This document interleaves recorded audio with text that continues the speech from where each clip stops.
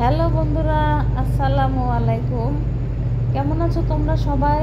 আলহামদুলিল্লাহ, আমি তোমাদের দোয়া আশীর্বাদে ভালো আছি।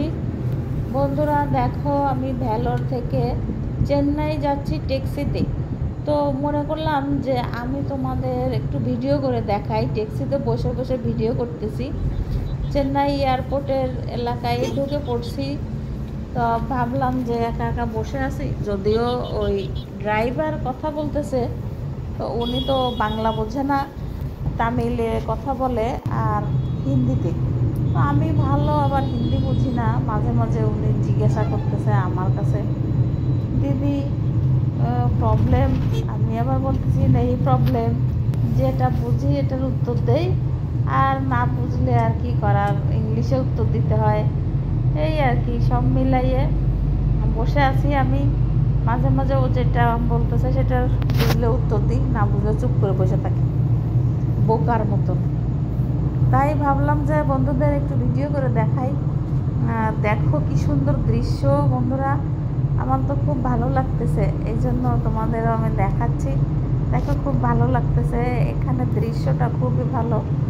আর বড় কথা হচ্ছে এই শহরটা অনেক পরিচ্ছন্ন, খুব পরিচ্ছন্ন শহর। আমার খুব ভালো লাগে, রাস্তা থেকে হাঁটতে গেলে খুবই ভালো। যে ট্যাক্সিতে যাচ্ছি তা নয়, রাস্তায় এমনি হাঁটতে গেলেও অনেক পরিচ্ছন্ন শহর। আমার খুব ভালো লাগে এই শহর। আমি তো আমি বছরে একবার আসি, এসে পরে এখান থেকে ঘুরে যাই, ডাক্তারও দেখাই যাই।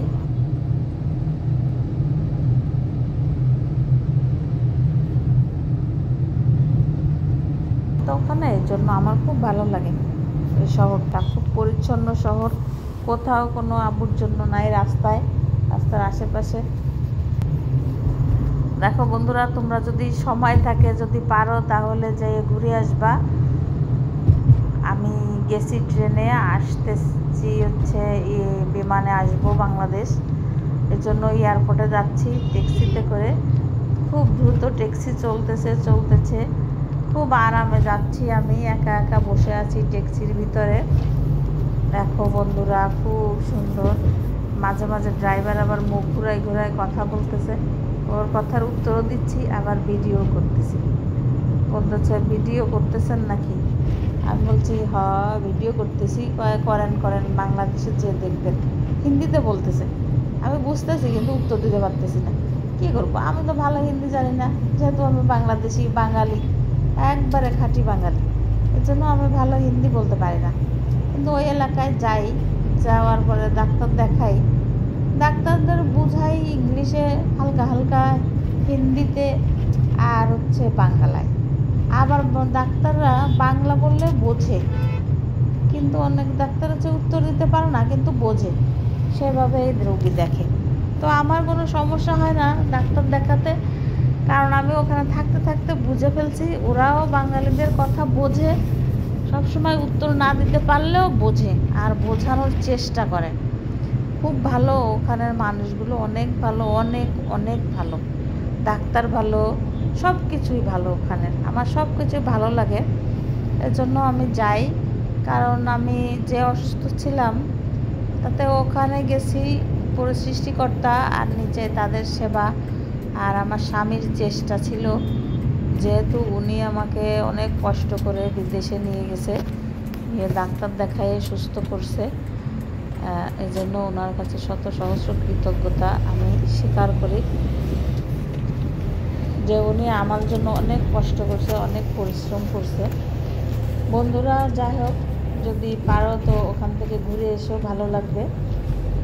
যদি আমার ভিডিওটা ভালো লাগে তাহলে একটু লাইক কমেন্ট করে দিও, পারলে একটু সাবস্ক্রাইবও করে দিও।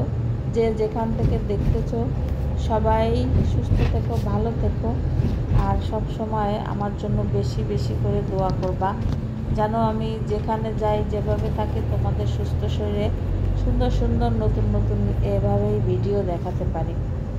আমি দেশে থাকি, বিদেশে থাকি, যা কিছু করি তোমাদের সঙ্গে থেকেই যেন করতে পারি, সেই দোয়া আমার জন্য সবসময় তোমরা করবা। তো বন্ধুরা, যে যেখান থেকে দেখতেছো সবাই ভালো থেকো, আর আমার ভিডিওটা দেখো, পাগল ব্লগের সাথে থেকো। পাগল ব্লকের সাথে থাকলে আমার ভালো লাগবে। বন্ধুরা, এয়ারপোর্টের দৃশ্যটা অনেক সুন্দর। দেখো ফুল গাছগুলো ফুল ফুটে আছে, অনেক ভালো লাগতেছে। যদিও জোরে জোরে গাড়ি চলতেছে তো ভালো মতো দেখাতে পারতেছি না, যা বুঝে নিও। ভালো থেকো, সুস্থ থেকো, আল্লাহ হাফেজ।